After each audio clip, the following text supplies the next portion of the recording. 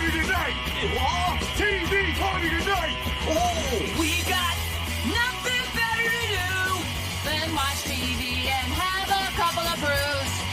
Don't want to talk about anything else! We don't want to know. We're dedicated, yes! To our favorite shows! Oh, my circuits! Everybody loves Hypnotoad! Scary dog! Pearson at Blurnsball! Futurama! Damn it. Good evening. It's a hell of a way to start a show. Bear now. Danner now. Wait, that's a whole other thing. All right. Hello and welcome to a Radulich and Broadcasting Premier Podcast TV Party Tonight. I'm your host, the mandated reporter, and frankly, I'm mortified, Mr. Mark Radulich. And tonight, our favorite show is Doom Patrol, brought to you by the good people at Berlanti Productions, Jeremy Carver Productions, DC Entertainment, and Warner Brothers Television. Now on HBO Max is where we watched it. No longer a part of DC Universe. That's no longer a thing, or at least not for television. Joining me this evening is the disapproving dad, the essential one, Jesse Starcher. How do you do, sir? Oh, Mark Radulich. I'm very grateful to be back here talking more Doom Patrol Season 3. I can't believe we've got this far. Yeah. We said back in, what was it? I guess it was 2019 that Doom Patrol was like our favorite, like literally our favorite show of that season. I know, right? When I say like our favorite show, it's because I'm quoting the Black Flag song, but like that really was our favorite show of 2019. Right, dude. Yeah, it's so wacky and so out there, and we had such a love for it. But I had my reservations as to whether it would stick around because it's just so off the beaten path. Like, who could potentially let this continue? It's that crazy, and it continued. And we had, we got a season 3. Have they mentioned? Let's cut to the chase. Have you seen anything about season 4 at all? Oh, funny you should ask, Jesse Starcher. In October of 2021, the series was renewed for a 4th season. All right. That's great. I mean, we get so much just thrown at us in all of these episodes. That is crazy. We say it all the time. The long tail of content seemingly goes on forever. There's so many. We are in an age of just niche television. If it's got any kind of a following and it's not gonna break the bank to make, they'll keep making it. Sometimes it's weird because like Netflix, I've heard like cancel stuff that people were watching and then no one understands why they canceled it. So it's like the metrics of why some streamers cancel this and some cancel that. Like, I don't know if it's contractual obligations to the actors, like they got to move on and do other stuff, or if it is budgetary reasons, like it's too expensive to make the show. I don't know. I don't know what goes into all of it, but it fascinates me. And this is what makes me sort of like a television production nerd or movie production nerd, is I'm into all of that. Like, oh, show me your budgets. Yeah, let me see it. Let's see your budgets. I want to see your production notes. Sexy production notes. Anyway, so Doom Patrol Season 3, for whatever the reasons are, it seems to be a widely regarded show. People seem to be enjoying it. It is really one of the strangest shows I've seen, at least that is based on a comic book. Comic book adaptations are so hit and miss. Robert Winfrey and I have talked like Lock and Key, and Ronnie and I talked about Why the Last Man, and we were disappointed in how those were adapted. Obviously there's been tons and tons of Marvel and DC stuff, and some of it's, been really, really well and highly regarded. Others of it, sometimes the same show from one season to the next, you just lose the plot somewhere. You don't know what they're doing with these shows. Doom Patrol has been consistently like esoteric. That's its main draw for me. It's very different from anything else out there. Like, yeah, it's a superhero show, but we talked about this, especially with season 1. It's so meta at times without like necessarily being like purposely being meta. You know what I mean? Like they're not breaking the fourth wall and going, here's what we're making fun of. It's all very much ingrained in the narrative, but that's one of the things I really like about it. Plus, it's incredibly well acted. Like it's a lot of, especially like Belanti stuff. There's a lot of sort of mid-tier acting, just good enough for television and not much beyond that. But Brendan Fraser, Diane Guerrero are fantastic in this thing, and I got to give credit where credit's due. April Bowlby, especially this season, and that's as good a place to start as any. April Bowlby is fantastic. Yeah, she's trying to pick up the reins from Niles Calder being gone. He's I mean, we get him one little, well, we'll say 2 episodes, because the first episode he's a ghost, the second episode he's just a head. And he has some very few interactions with the team. And granted, there's some important stuff that happens with him, but regardless, Rita has to take on the role of kind of like the leader in place of Niles. They were a rudderless team without Niles, and more than that, the first season was very much like, what is Niles' master plan? Just them all kind of. You're meeting the Doom Patrol. They're all trying to figure out what to do with themselves with their strange and wonderful powers, and they come to realize Niles had been manipulating them this whole time, and that's season 1 for you. Season 2 deals so much with his daughter. A lot of that gets kind of lost in the mix. They're still harboring some resentments toward the guy, but it's just very much revolving around Dorothy, and Danny the Street, now an ambulance. Season 3, because Niles is gone and shortly thereafter so is Dorothy, the team is really left to try to figure out, well, what are we? What do we do now? Yeah. And how I was going to say that's repeated throughout a lot of what we get in the seasons for specific characters and for the team as a whole. Who, what, and why? You hear those questions are asked and throughout at least 3 or 4 of the episodes as to who these people are. So yeah, Rita's got to kind of pick that up and figure out, who are they? What are they? They all do. They're all kind of having an identity crisis in this season. That's what we're not going to go through this episode by episode. We're going to do it character by character because they all have such rich stuff going on. Like, this is not a series for those of you who want to see the Batman car explode out of a fiery, explosion. This is not Daredevil punching his way down a hallway.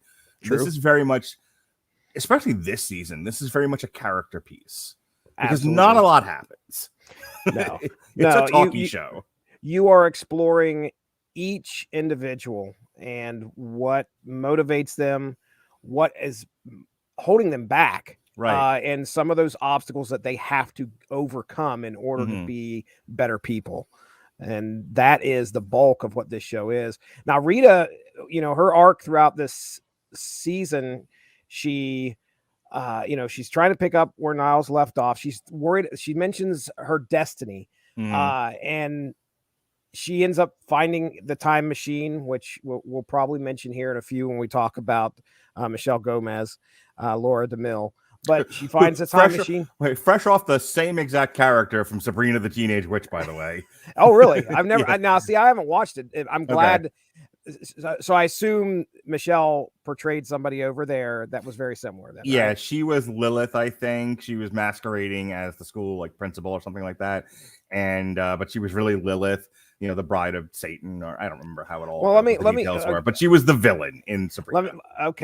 Let me ask you this, and then we'll get back to Rita. But what did you think of her portrayal in Sabrina? Michelle Gomez in general might be my new favorite actress.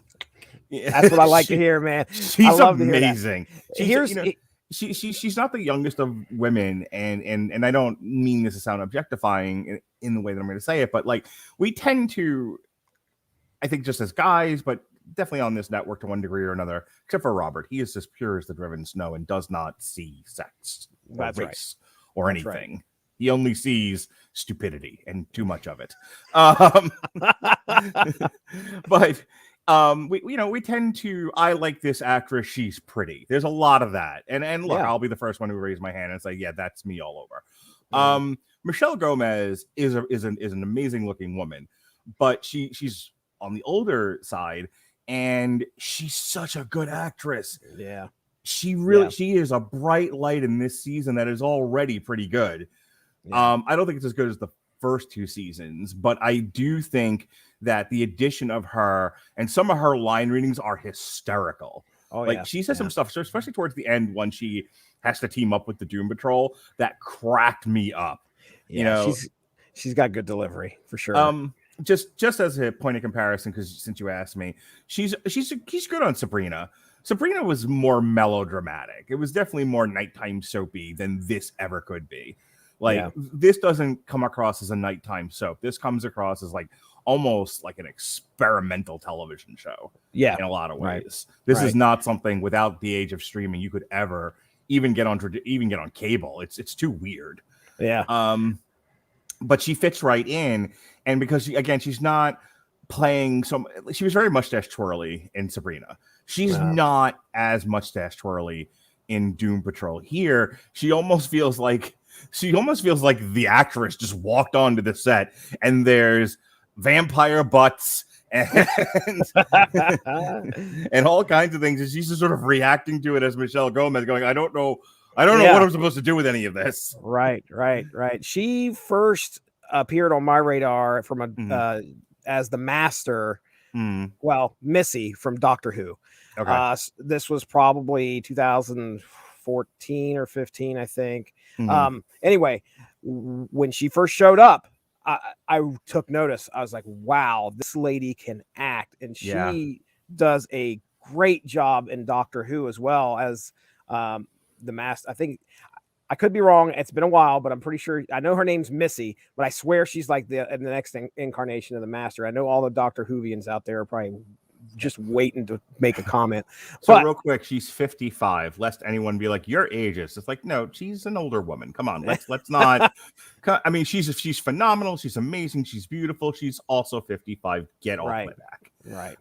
Real quick, some of the stuff she's definitely been in crap tons of television. Most recently she was on The Flight Attendant, which is, I really need to watch this. God damn. Stop bothering me with podcasts. I want to watch The Flight Attendant, or someone offer to talk about it with me. It's the only way I'm going to get to it. Sabrina, which we've now mentioned a bunch of times. You mentioned Doctor Who. She's in something called is she credited? And Doctor Who, Missy. Yeah, Missy. Okay. She's in 11 episodes of something called Bad Education, which is a British television show. She was in something called Carrie and Barry almost 20 years ago. And some film credits that she's had. She was a voice in the Loud House movie this year. Doesn't do a whole lot of pictures. She's in something called The Wedding Video from 2012, et cetera, et cetera. So, it seems like she's mostly known for her television work, but she really is a phenomenal actress. Right. And she's pit against Rita Farr here, April Bowlby. And like I said, Rita ends up stealing her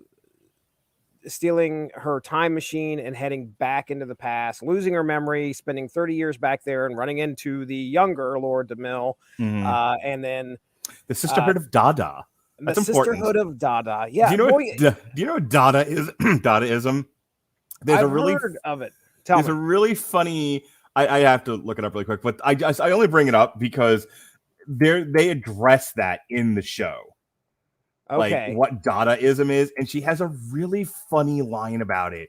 Just like, I think it's Rita who actually says it. Something along like Dadaism is just an excuse to make high class pornography or something like that. I died laughing because I'm tangentially aware of what Dada is. So here we go down the wiki rabbit hole. Dadaism is an art movement of European avant-garde. Oh, here we are in the avant-garde again. Street level Starcher. Okay. The early 20th century, where early centers in Zurich and Switzerland at the Cabaret Voltaire. New York Dada began in 1915, and after 1920, Dada flourished in Paris. Dadaist activities lasted until the mid 1920s. Okay.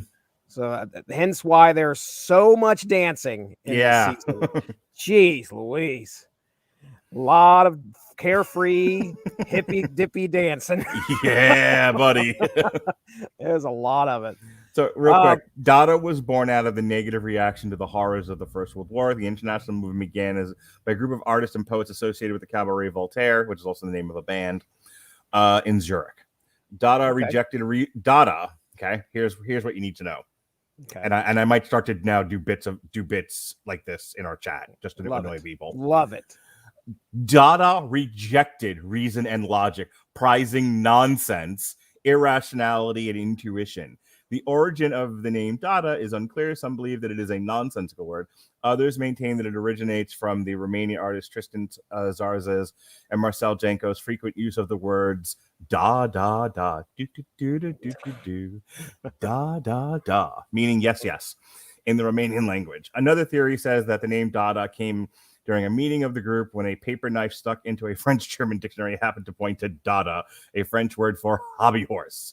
Yes, sir. Okay. I am now officially Melissa. I am now a Dadaist. She's like, all right. Let me know what you're. Let me know what you are next week. Yeah, so that makes a little bit more sense considering I had no idea why in the world they were. First off, she goes back in time to 1917. And it's what you were just kind of saying there after the First World War, and they just like are. Her and the other superpowered people or the metas or whatever metas. There you go. They're just doing this real nonsensical dancing, and I'm like, what is going on? Why? Okay, I'm just looking at my wife like I don't know what's going on here, but all right, let's just go ahead and we'll go with it. Look, what if I'm gonna get out of a machine gun real soon, or I'm gonna be pissed? It's so weird, but she forms this friendship, and then we have Laura. The real Laura, she betrays them, turning them into weapons instead of actually a non-weapon. I was gonna say this got very like mutants real quick, like Chris Claremont X-Men. Yeah, it did. There were a lot of themes of segregation and racism. You could put it that way because the freaks were not allowed to sit at the same table. So there was a lot of references, I guess I would say, and you see that in some of the other characters, not even the ones from back in 1917. Some of the ones of Doom Patrol, they are going through some of the stuff and experiencing some racism or some type of sexualism, whatever. I'm losing words right now. It's too late, but regardless. So yeah, we watch Rita, and then she gets betrayed by Laura, and the whole sisterhood of Dada gets betrayed. She falls in love. She meets her true love. So much of Rita's art. The bird cage in his damn chest. That's a heart as a bird. That is the weirdest thing. Continue. Yeah, there's a little bit of symbolism in this show, just a tad. Maybe just a tad. But Rita's whole thing was like she was this actress, and I don't totally remember how she was portrayed in season 1, but I don't remember her being a great person in the first season. And when she goes into the drink and she ends up inhaling the mist and becomes Elastigirl, for the longest time she is, because part of it is she can't, when she gets emotional, she loses her ability to stay solid. And so she, that's some metaphor for you right there, buddy. Yeah, really. Well, she prizes her beauty above all else. Going back to season 1, and then when she gets emotional, she can't hold her form, and so her face starts sliding off, and she looks like a monster. And nobody is more like upset with the way she looks than herself. Yeah, she There's hates a lot herself. of vanity there. And so over 2 seasons, she was dealing with that. She was dealing with her with what Niles had done to her that she didn't know at the time. She was dealing with, what am I? Am I a monster? Am I a person? What do I do? I think it's like season 2, she starts acting again because she was like, I've been here for 100 years hiding from the world. I need to go do stuff again. And then in this season, like not too long into it, she ends up quitting because she still can't get away from the "you're a freak" thing, and so she goes back in time and she meets more metas and she falls in love and she finds a place in the world. The first time she's found a place in, I said 100, but the first time she's found a place in like 60 some odd years. Right. I think it might even be longer than that. And then Madame Rouge just takes it all away from her again. Yeah. And she's pissed. She spends that last like arc of the season just wanting to murder this woman. And you see a vicious side of Rita come out that was not there in the first 2 seasons.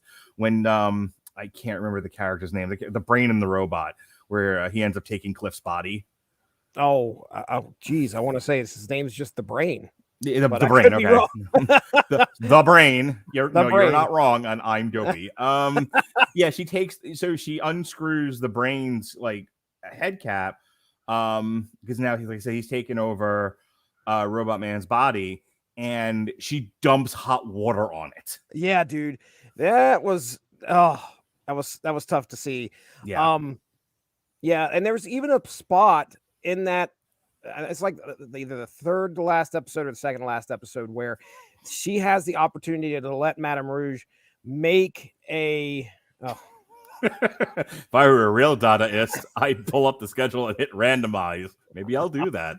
Yeah. And then now for some boxing alternative commentary with Alexis Haina. And here's Robert Winfrey to discuss Animaniacs. It would be insane. But yeah, she has that opportunity to allow Madame Rouge to even get her redemption. When she's the one that's supposed to go over and let the cage open to let these bird things out, and she doesn't do that. She steps in front of even doing that, and it's kind of like she doesn't want her to redeem. She wants to make this person suffer and have a reason to make them do so. So I mean, Rita definitely has an interesting arc this season. To watch it, by the end of things, she's actually a pretty confident leader. Yeah, it's so funny because Doom Patrol ran away from like the traditional superhero team thing. That's actually a big part of when we need to talk about Vic and his Superman 2 arc. But like that was a big part of what made Doom Patrol really special, was that it kind of looked at the tropes and the tried and true framework of a superhero show and ran screaming from the room from it. Right. And by the end of it, that was what it was like. That was the dream, that was what they were trying to achieve, was to somehow coalesce into a team that could do good. And I accept it because for so long they were so rudderless. It was one nonsensical thing into the next, or it was trying to discover the mysteries behind what Niles Calder was doing. And it's like now with all those things sort of resolved, it's like, okay, but we have to go on living lives. What do we do with ourselves after all of this? One thing I want to touch on really quickly, so the synopsis for this season is just a couple of lines here. It says, in the third season, Dorothy's battle with the Candlemaker reaches its climax, and the within Doom the Patrol... first 15 minutes of the show. Yeah, I need to talk about that. And the Doom Patrol suffers a tragic loss when the chief finally dies of old age. So let's just stop there for a second, because, like I said, the big star of Doom Patrol last season was Dorothy, the ape-faced girl. And by the end of season 2, they're dealing with the Candlemaker. They're dealing with Dorothy, and the entire Doom Patrol is like taken out, and it's like a cliffhanger ending. Yep. Which I thought they were going to do more with, and more with Dorothy in the third season. I got to be honest with you, I kind of wasn't looking forward to this season because I thought this was going to be yet more with Dorothy. Yeah. I was pleasantly wrong and pleasantly surprised. But the point being, how like season 1 of Titans just kind of ends? And we were both like, this feels like they didn't finish the season, and it picks up again in the second season, and it's just the resolution of the first season, and then they're into the Deathstroke story, to where you're like, why didn't they just why didn't they just end the season? Yeah, like one more episode. Why didn't we get that? What's with the big tease here? Yeah, no kidding. They did the same thing with Doom Patrol here. They resolved the Candlemaker story in like less than an episode. Right. It was literally Dorothy's just like, you don't have to be evil, and the Candlemaker's like, I don't. No. Wait a second. We're gonna have to sit here and talk, hash stuff out, and then next thing you know, they're just like, Candlemaker's bringing her up and dropping her off, and like, hey, see you later. Yeah, it's like, all right. She said it didn't have to be bad, and I checked, and turns out I don't. So here's all goo. Let me gather up my goo now, and everyone's fine. And everyone's like, well, the Candlemaker, and Dorothy's like, yeah, I fixed it. It's fine. We had a conversation. And that's so Doom Patrol, it feels like to me. Like that is the way it would have been handled, So, wow, crazy stuff. But I just wanted to ask you, like, did you want to see more of Dorothy, or were you okay with them like just getting it over with quickly and being done with this? I was perfectly fine with it. I was like, because there's only so much real seriousness I can take on this show before I'm like, okay, well, this is kind of losing the feel of what I really came to dance for. Right. And we got a lot of that. I remember that final episode of the last season and going, everybody's encased in wax and they're all dead. Oh my gosh. No, the wax is breaking off of them and everybody's good to go. So and how are they gonna fight? How are they gonna punch the Candlemaker? And they don't. Right. They don't need to. They sit down and talk it out. Actually, just two of them sit there and talk their differences out, and then it took a while, but hey. I know people who would hate the show for that reason. They would get so mad. Like, the punchy parts, Mark. The punchy parts. So I want to talk about Cliff next. I loved Cliff this season, and generally speaking, Robot Man kind of got on my nerves. Like I enjoyed Brendan Fraser, but what they gave Brendan Fraser to do was like just pull down his pants and smack everyone with his genitalia. He's like, it was. Say the phrase. I'm what not the gonna, fuck? I'm trying to not get demonetized. But it's so funny because Brendan Fraser on this show is like the poster boy for like toxic masculinity. And, and he has this great like 3-season arc of where he finally gets to a place of, he wants to do better. This isn't about living forever anymore. This isn't about being inside a robot body. He sort of accepted all of that. Now look, just like Rita, what next? What do I do with the next part of my life? And he's reconnected with his daughter by this point. He has a grandchild. He's like, I want to be grandpa. I want to be in their life. And I'm not a grandfather. I'm still just a father. I have elementary school age kids. So do you. Well, 2 of them. But it like that really resonated with me. Like, somebody wanting to be a part of their family's lives, recognizing like I'm not perfect. I messed up a lot, but I want to make amends. There's even an episode called like a men's patrol in this season, which I think is great. Yeah. I talked about this with Falcon and Winter Soldier. I've been talking about it a lot this year. Making amends and trying to be better is real big time with me. Like I was telling somebody earlier tonight, messing up, I can forgive.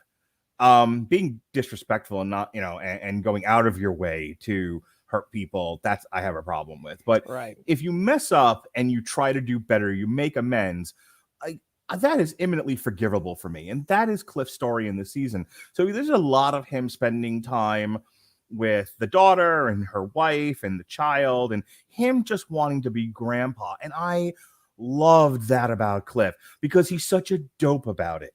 Like he's so the guy who's like, I'm trying so hard, but he's 2 left feet and all thumbs. Yeah. He was very is narcissistic the word where he was very involved with himself, even though he had a child. And that was like the big hurdle for him. That was probably one of my favorite episodes where everybody had subconscious patrol. Was that what subconscious patrol? Is that what it was called? I think. So everybody had to kind of like deal with the great flagellation happens. Everybody apparently on Earth is experiencing that at the same time. Which First of all, the great flagellation is a fantastic. I know, just wonderful. Is the great or an infinite? The infinite flagellation, something like that. Yeah. But anyway, the everybody has to kind of like face that one moment in their lives where they have to address it, where they really messed up.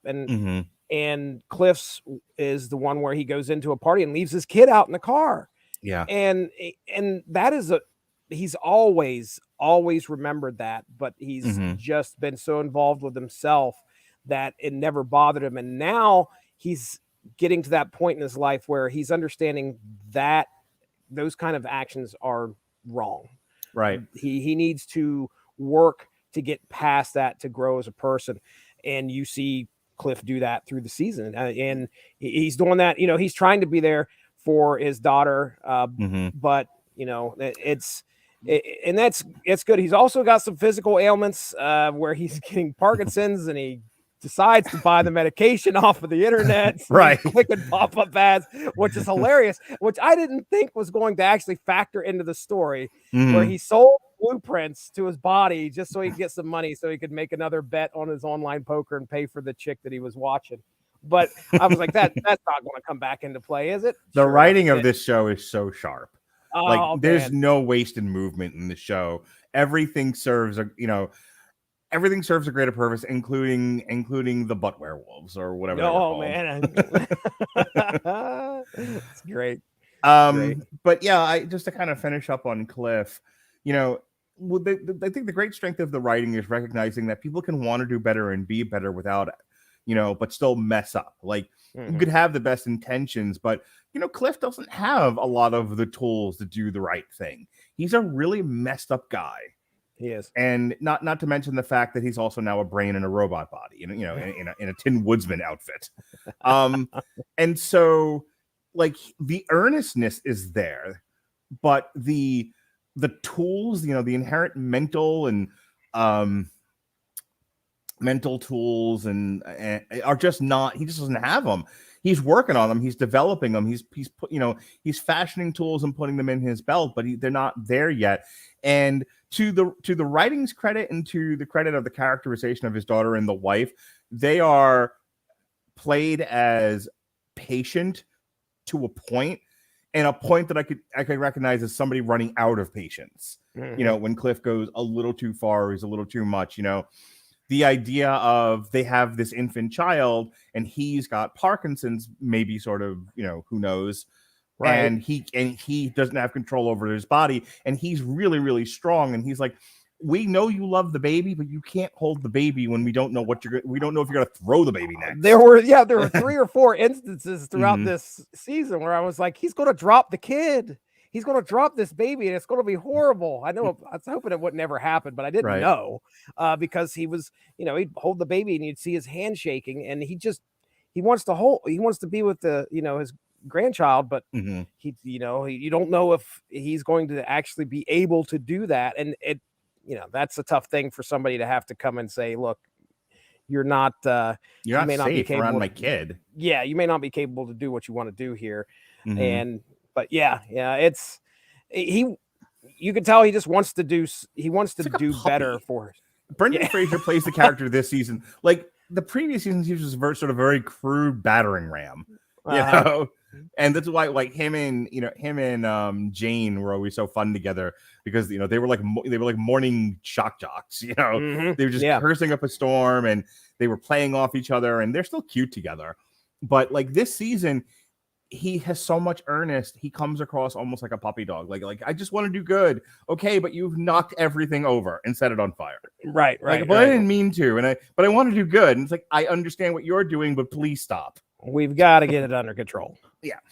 I tell you, Jesse, I have mentioned the writing now a few times, and I have to say, sometimes the writing could use some work, but I think that writing on Doom Patrol is pretty perfect. Don't you think? I agree 100%. But maybe, just maybe, it could be a little more perfect. Okay. And you know what? That sentence might be a little bit. That sentence might have been a little bit needed to be a little bit more perfect. Might need to be more perfecter. And the way to do that is with Grammarly. For you listeners of the Perfecter TV party tonight on the Radulich Broadcasting Network on W2M, Grammarly is offering a free download of the Grammarly software. Grammarly's AI-powered products help people communicate more effectively. Grammarly helps you write mistake-free on Gmail, Facebook, Twitter, LinkedIn, and nearly anywhere else you write on the web.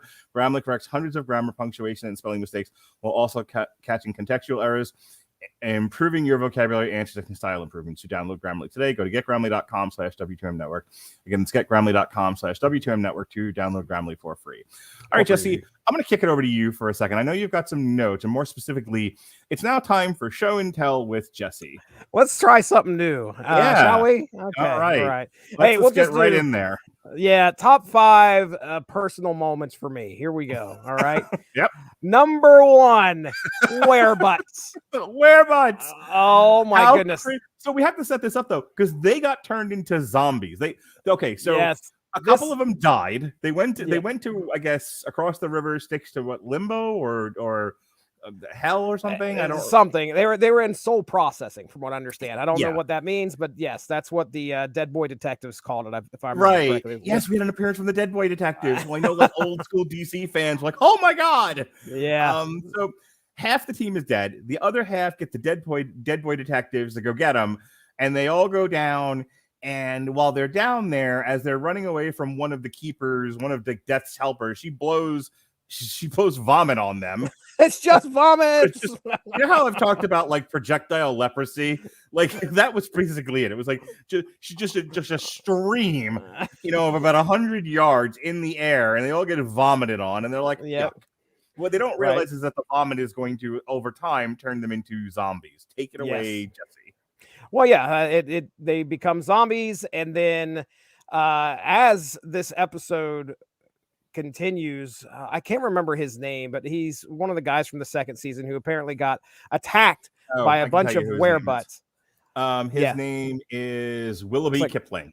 Okay, he gets attacked by a bunch of butts. He then steals Niles. Like you do. Yeah.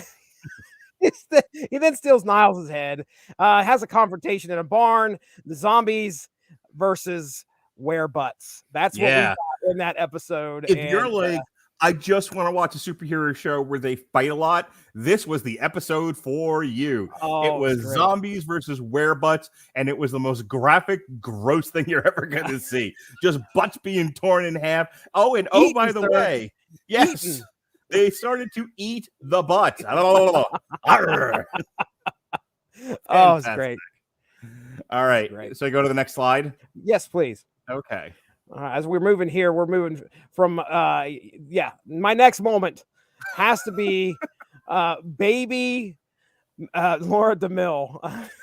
Okay, so I don't know if we've covered this at all, but Laura she's a shapeshifter, and she changes into Cliff's grandchild. Cliff goes to pick him up, sitting there looking at the baby over, and then all of a sudden we get this is, let's just say, the CGI maybe not the greatest, but that looks a little like Pinocchio. It's not real. It's not. I'm not going to sit here and say that it is award worthy in any way, but when you start to watch them like grab frying pans and play ping pong with a baby sized Michelle Gomez, it was great. It was fun to watch. Stuff. Yes. All Next right. one. Slide 3. Here we go. All right. Oh my goodness. Okay. So I waffled, all right, in between. What should I call this list? Like my personal top moments? Should I call it like the personal WTF? And this was definitely going on the WTF list. Okay. These, I don't even know what these are called.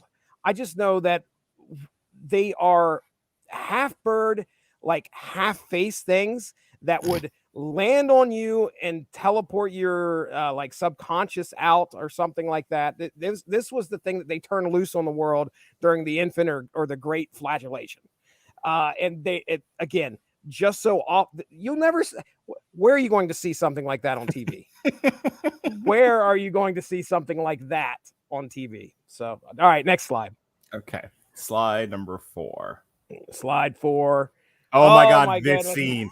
Yeah, when you sent me the pictures earlier, I was like, oh yeah, I remember. So we got to talk about, what is it? Like Gargoax, the great Gargoax, if I remember right. But it's Gargoax the something or other. Oh, the Decimator. I'm sorry. Yeah, Gargoax the Decimator. Right. And he's tasked by the Brain, whatever his name was. He's tasked with the Brotherhood of Evil, sends him out on a mission to try and find Niles Calder, and he's just supposed to wait in this one spot until like Niles shows, or not Niles, I'm sorry, it's Rita. He's waiting for Rita to show up. And he's there for like years and years and years. And it's so funny because he comes in with all this big pomp and circumstance. He has this little red guy that always has to announce him by playing a record, which is hilarious. Loved.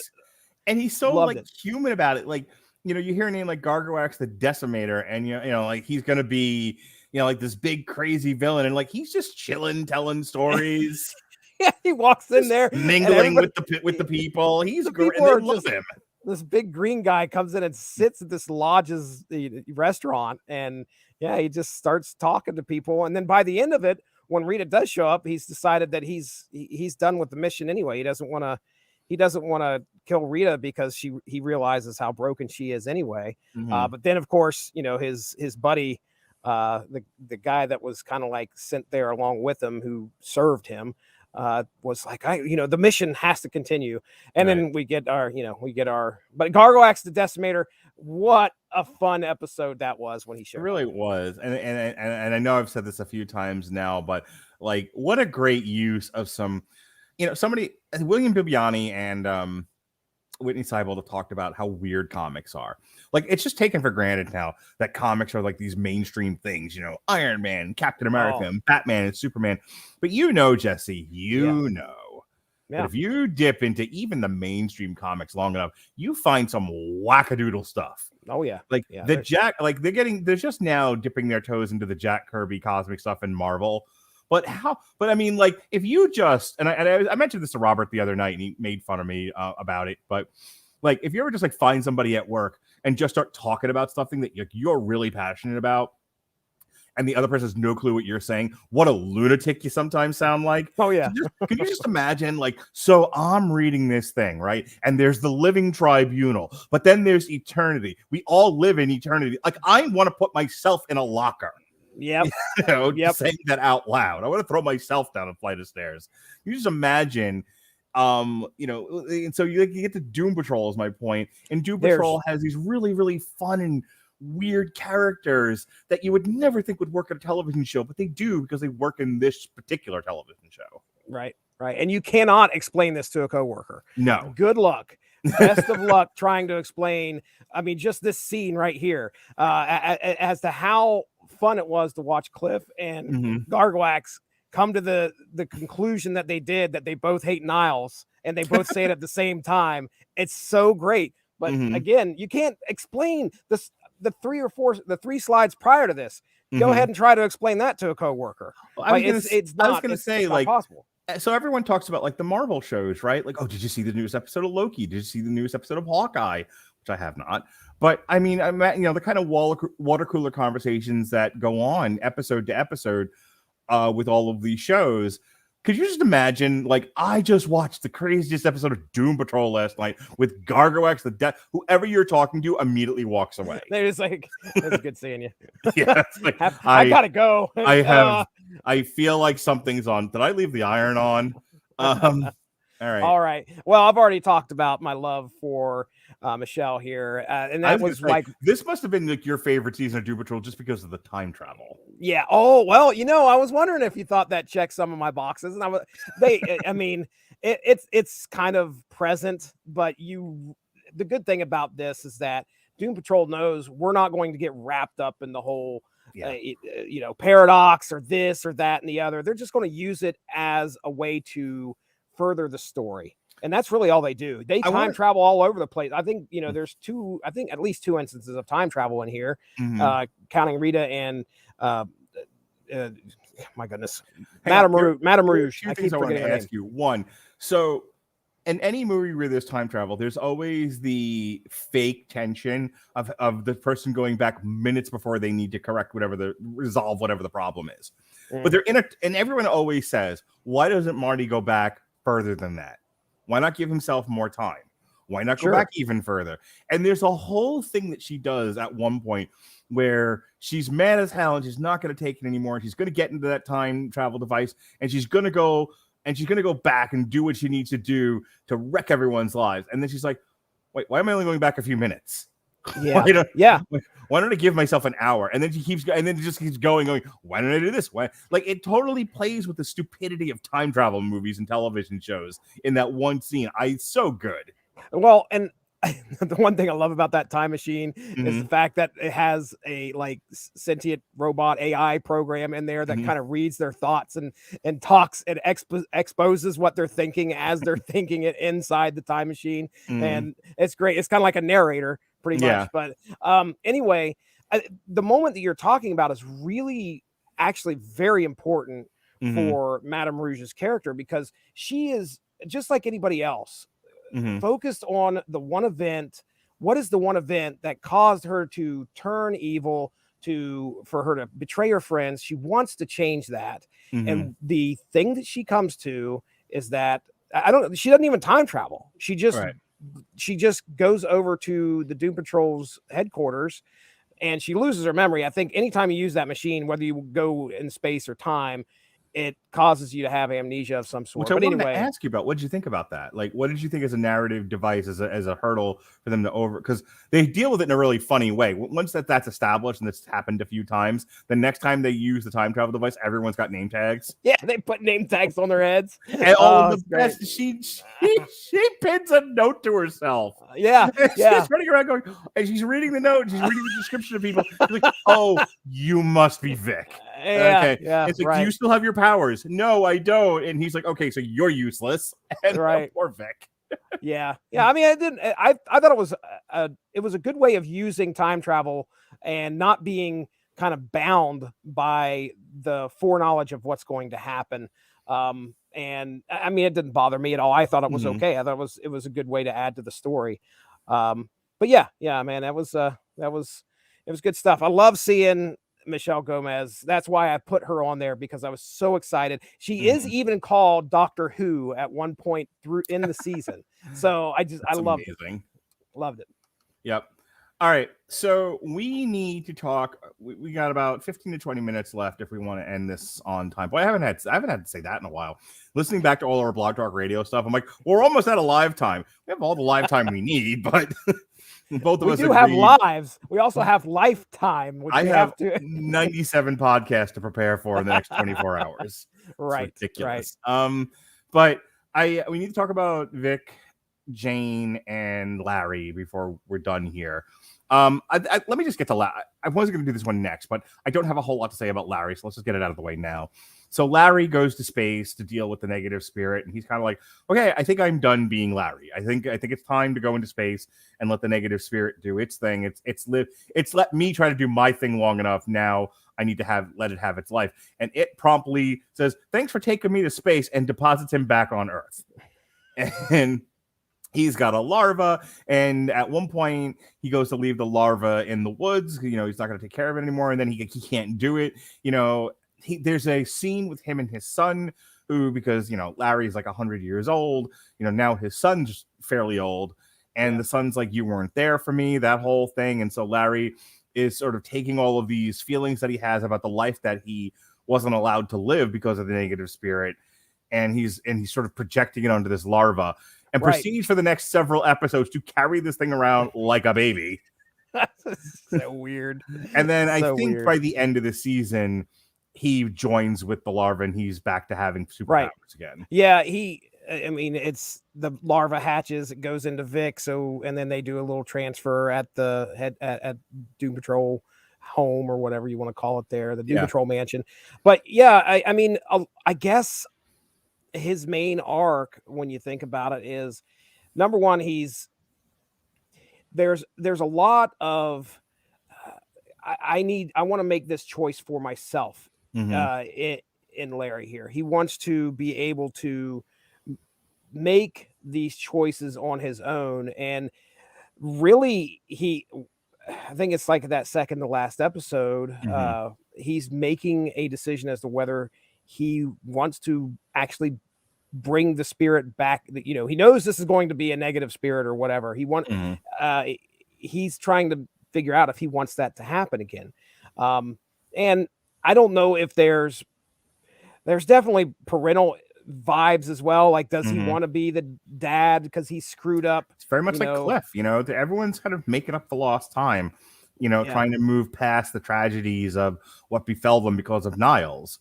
At some point they have to get past all of that and decide what kind of human beings they want to be, and what kind of lives they want to live. And both Larry and Cliff are very much motivated by being the dads that they missed the opportunity to be previously. Right. So yeah, Larry lets the spirit in, and we're kind of back to where we started. I don't know what else is going to, because he comes blazing out of the house at one point as the spirit has finally gone into his body and given him his powers, and then promptly falls onto the ground. But it's a great scene. Michelle Gomez's reaction to just everyone not being able to do anything is pretty damn hilarious. I know. So yeah, I mean, his arc, it was interesting enough to watch him. He actually he got to have his son realize the pain and hurt that he felt not being able to be a dad at the time. So that kind of gets wrapped up, but there's not a whole lot going on with him other than him just carrying around the larva and trying to figure out, well, am I going to be a dad or am I going to be whatever to this thing? Let's talk about Vic really quickly. So Vic has a really interesting arc because like Cyborg is one of those classic DC mainstream characters. You know, he had his own book there for a little while, and he's a part of the Justice League and the Teen Titans, and he's so powerful. And he goes through like the Superman 2 thing of, I want to be your. It's very similar to Larry, where he doesn't feel like he's had any choice in what's happened to him. Right. You know, for 3 seasons now, he's resented his father, and his father's like, "I turned you into a superhero. Quit your bitching, and you were gonna die. Let's not forget that." Yeah. You know, and I think Vic's whole thing is like there could have been another way. There were other ways to preserve me and save me from the accident than turning me into what you turned me into. And and it deals a lot with the idea of thematically of like consent, you know, someone thinking they know what's best for you, but shouldn't you have your right to to your own self-determination? There's a lot of that going on in this show, especially with the Cyborg. And he makes the decision that he's gonna get rid of his cyborg parts. Right. Yeah. He's going to bold choice. Yeah. I mean, he is no longer going to be the one thing that everyone knows him for. He is known as Cyborg to everybody, but of course, Vic wants to be just known as Vic. He just wants to be a person who has lived their life as the man that they want to be. And he's, he inherited the mantle of Cyborg by virtue of having all of this equipment attached to him. And, and he sort of dove headlong into the superhero role. That's been his arc from season 1. Like when we meet him in season 1, he's like, I'm the great Cyborg. I'm part of the Justice League, yada, yada, yada. And it's like, he kind of has this moment of reflection. I think that comes out of the great flagellation, where he's like, wait a minute, I didn't choose any of this. There's a woman I love and a life I wanted to live, and I got all that taken away from me, and I got very much caught up into what it is my father wanted me to be. Right. But what do I want? What does Vic want? And what he wants is to live a normal life. He wants to have love, and and he wants to be his own person, separate from, like, in a lot of ways, even though Vic is an adult, he's having kind of like this like teenage separation from your parents moment. Yeah. I mean, he's wanting to speaks to trauma. Like, he stopped aging when this happened to him. And he's just been like, and I'm sorry, I keep cutting you off, but I just want to finish. No, you're right, man. Like, he's very much like still a 15-year-old, 16-year-old kid. Yeah. And he's been 15, 16-year-old this entire time he's been Cyborg. And then finally he has this moment of, but I don't want to be this anymore. I want to be an adult. I want to be separate from my parents. Like, he's going through that very natural thing that every teenager goes through, where you rebel against your parents, and you want to separate and be your own person and find your own identity. And you're trying on different hats, and you're putting mascara on and tight pants, and whatever it is you do. You remember your That's mascara? What I did. I was gonna say, remember mascara part in the Rust Belt of Ohio, your mascara and tight pants phase. Oh boy, I'll never forget it.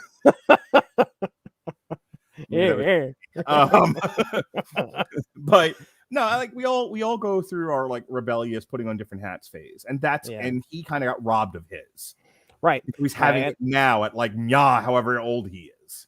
Yeah, he wants definitely the separation from the parent issue that you're talking about there. That is clearly what he's trying to he wants to be his own man. There you could see, like, even in some of the scenes that he's in where he's just kind of like hiking on his own, and he's trying to kind of go on walkabout. He's trying to find himself. He's trying to, and he feels that all this machinery, this choice that his dad made, defined him. He wants to be able to define who he is, which is very interesting considering, this is by the end of the season, we have a team of superheroes, and the one probably the most powerful superhero on this team is not a superhero anymore. I mean, Michelle Gomez points out numerous times. Yeah, it's like, wow, what use are you? The funniest thing was, like, I think they need to find Cliff for somebody. Somebody has gone missing, Cliff. And they need to find somebody. And and he goes grid, and he doesn't have that anymore. He's like, I'll go get my laptop. Right. And he, like, just runs off. Right. But he's still even Rita cuts him down. She's like, well, you're useless now. And he's like, no, I'm still part of the team. I can do stuff. He walks into the room and she's like, what on earth happened to you? My God, that is a heartbreaking scene because everybody's in the room like, I've had an epiphany. I've had a change. Things have happened. Good things are happening. And Rita's looking around going, useless. Yeah, like you're all like the one time I needed you to be names off in the plan. The one time I needed you to be freaks with superpowers, and you're all norms now. What the hell? Yeah, she's cannot win. But yeah. I mean, Vic is going to be interesting. It's going to be interesting to see what happens with him next season. Then, because the writing is so good on the show, like I've said, but I do wonder, like, how do you? My one kind of, it's not a quibble, it's more of anxiety about this show is they've written themselves into a corner with Vic. They can't undo what they did. Right. I mean, if they do, it's going to be, but here's the thing. What are they going to do? Have a swordsman chop him into pieces again? You have, I don't know. I mean, they could, he'd be like, next season, after the first 15 minutes of the episode, he shows up back at the mansion with all the cyborg parts, and he's just like, I went back in and got him put back on. It's just like, okay, well, off we go into season 4. Knowing this show, you're going to hear Shoot to Thrill in the background, and he's going to land in an Iron Man suit. That's right. I am Cyborg. I assume that, I mean, obviously, when it comes to a production standpoint, special effects, makeup, and stuff like that, don't have to worry about that anymore. And by the way, he always looked kind of junky on that show. Tell him to keep his shirt on because I had to hold my wife back. All right, I didn't need the abs. I didn't need the muscles. I didn't need to see all that. All right? Yeah, he is. Look. I'm not going to get as excited as I got on the War Games review about Imperium. Made my daughter all kinds of nervous. She was listening to that in the car. We went to go get our passport the other day, and she hears me going on and on and on about how muscular the Imperium guys looked on that NXT War Games show, and she's like, I am concerned. Fast forward. Yeah. Anyway, so lastly, let's talk about Jane. Jane has a really great story this season about, her whole thing was that Kay was this like abused, traumatized child, and Kay disassociated and created all these different personalities. But what makes the character fun in a comic book character way is that all the personalities have superpowers. And the Jane personality is the primary. It's the one running the show. It's the one that goes to get the personality they need to solve the problem or whatever. If they need the one that does, like Flit to do teleporting, she calls upon it and whatever. And internally, you have Kay, very similar to Vic, who's had this stunted, arrested development and has not been allowed to age because of all of this, which is a very real thing. Like Jane's character really resonates with me also because what's going on there, what they're speaking to is trauma. This character has created these personalities to cope with her trauma, and it in many ways, especially when it happens to you as a child, it can really stunt your emotional growth as a person. Psychologically, you can remain in and around the age that you were traumatized at for years on end, and you grow up, and because you still have like the mind of a child, you make terrible decisions in your life, and things just kind of spiral out of control. So like Jane's development psychologically really draws me into the show. She if I'm playing with my phone, because I'm kind of like tuned out of whatever's happening with Larry, when Jane comes back on again, not to mention she, played by the very, very attractive Diane Guerrero, who is phenomenal in this show. Like no one would know how great she was based on like Orange is the New Black. And I've said this before, she needs to win all the awards for Doom Patrol. She's so good. Go back and listen to our first 2 seasons. You will hear us. We still are singing the praises of this lady because she has to put on.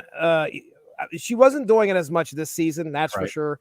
But when she was acting each one of her personalities out before, wow, just flat out amazing. She has such great emotional range, and I said it before with Cliff. Like she's also like. She's very protective of Kay this season, and it's the first time I've ever seen them really do this because she was so full of rage in the first season, and like, I barely remember like what was going on with her in the second season, but a lot of it still, I remember her dealing with her own like internal psychology and sort of world building of what the underground was and all of that.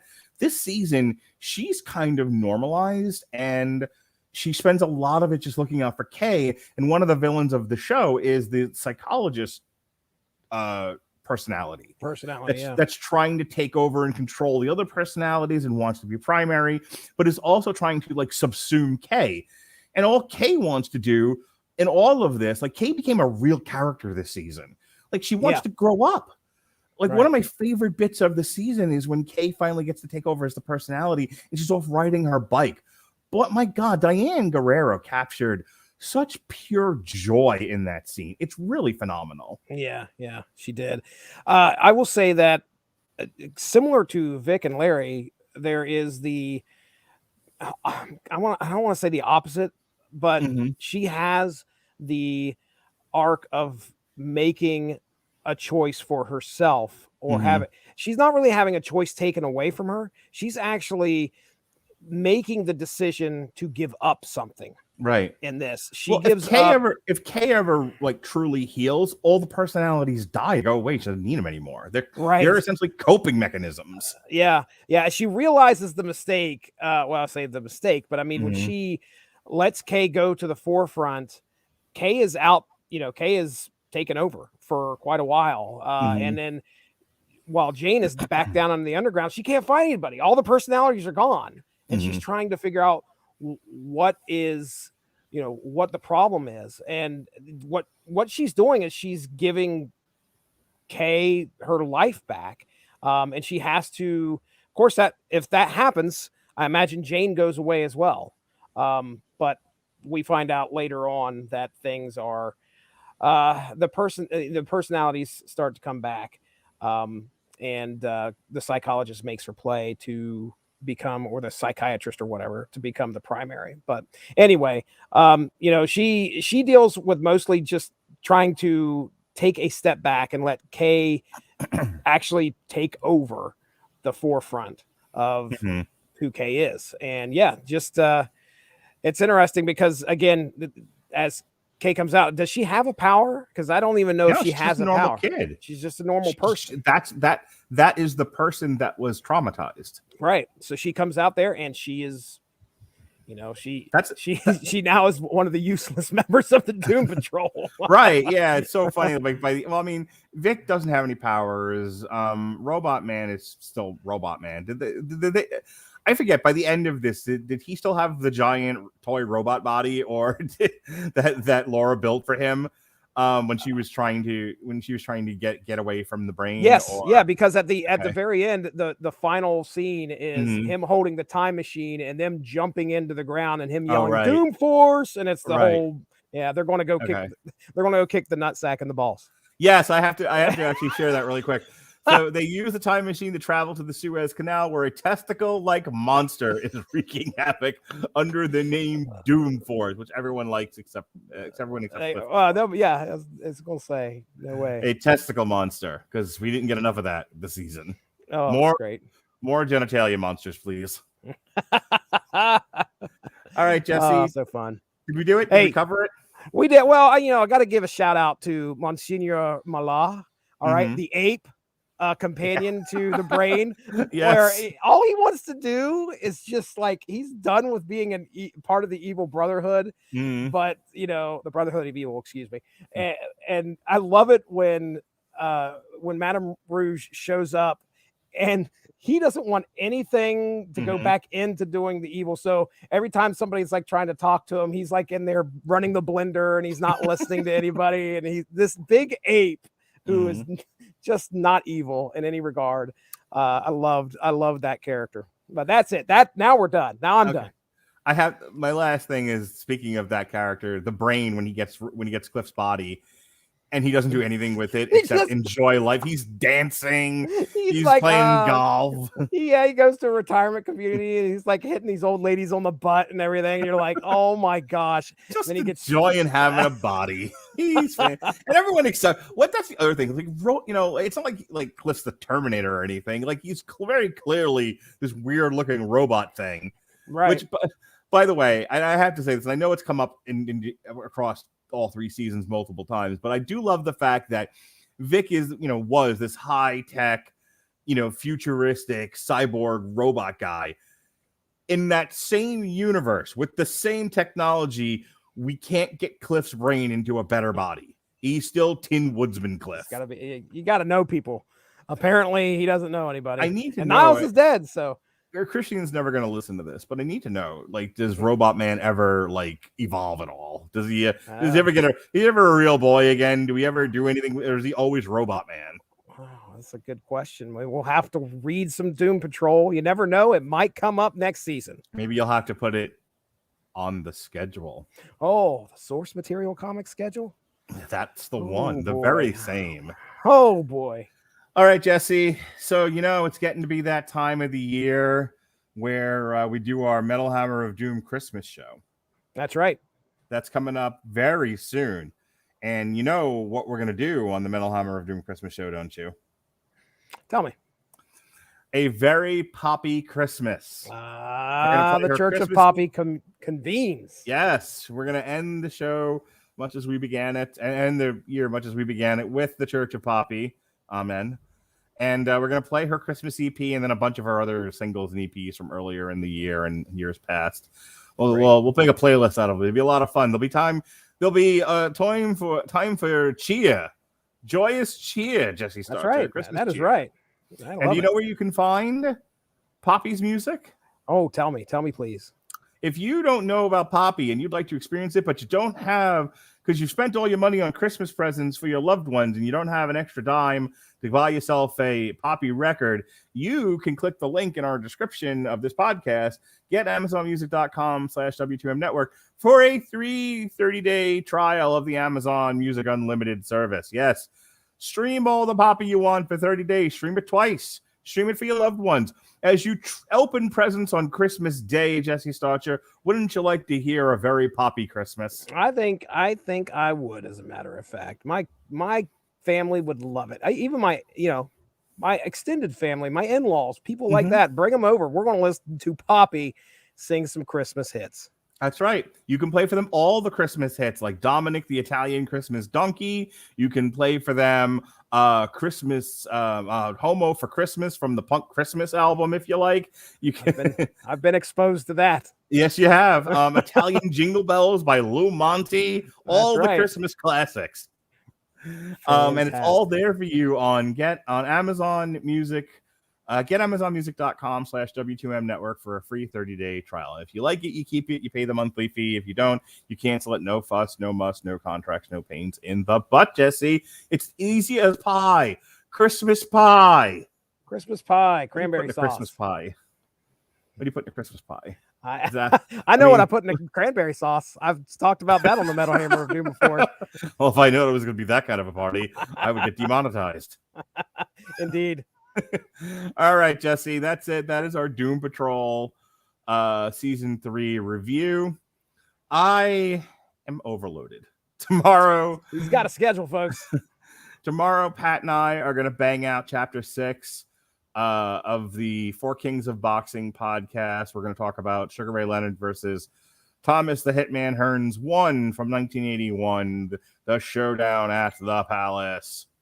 And then, assuming, I almost don't want to talk about it because it might not happen, but he so far agreed to do it.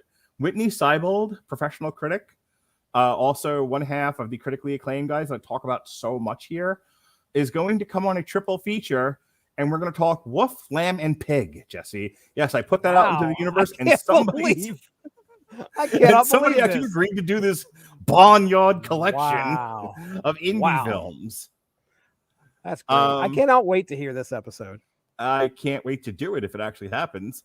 You always get nervous. Like I've got a guest lined up and I'm just waiting for him to cancel. I've been on that end, Mark Radulich. Trust me. I know. And you've interviewed quite some luminaries in your time. I have. You know, it's I won't relax though until it actually happens. Saturday, we've got our Vasily Lomachenko versus Richard Comey alternative commentary. This past week, we reviewed War Games, Cowboy Bebop.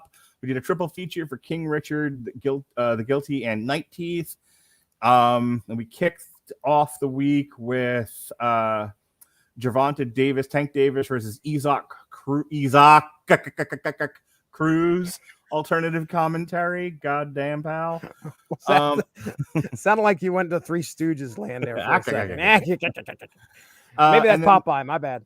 And then this week coming up is Spider-Man week. We kick things off with Everyone Loves a Bad Guy, Spider-Man's Rogues Gallery.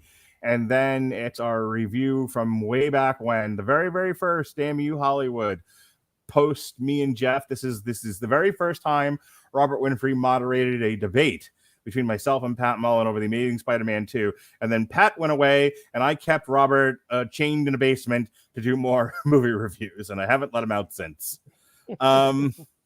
Then Jesse took over the whole week. Get ready. Get ready. 4-part Spider-Verse source material. Oh my God, Jesse. Yeah, buddy.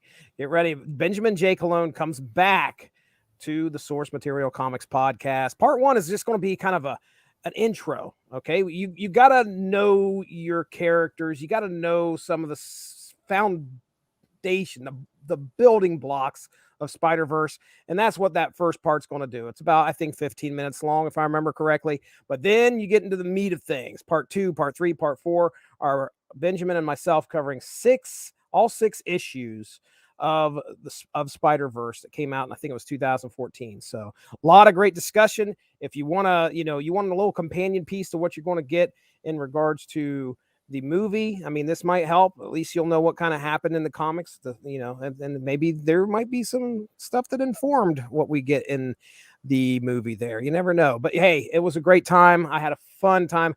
A lot of work went into that. I think it was altogether was a total of like 4 hours. So we split it up nice, digestible chunks. So it'll be fun, man. Spider-Verse, Source Material Comics podcast. Hey, I'll go ahead and throw out Unspoken Issues drop today on Super Patriot #1. Chris Armstrong and myself, we had a poll pop up on this the Unspoken Issues Facebook page, and they all voted in a 4-way cyborg showdown. Super Patriot came out on top by a big margin. Beat out Hank Henshaw, beat out Deathlock of all people. I mean, it was crazy, man. So there you go. Check that out. Super Patriot is on the network right now.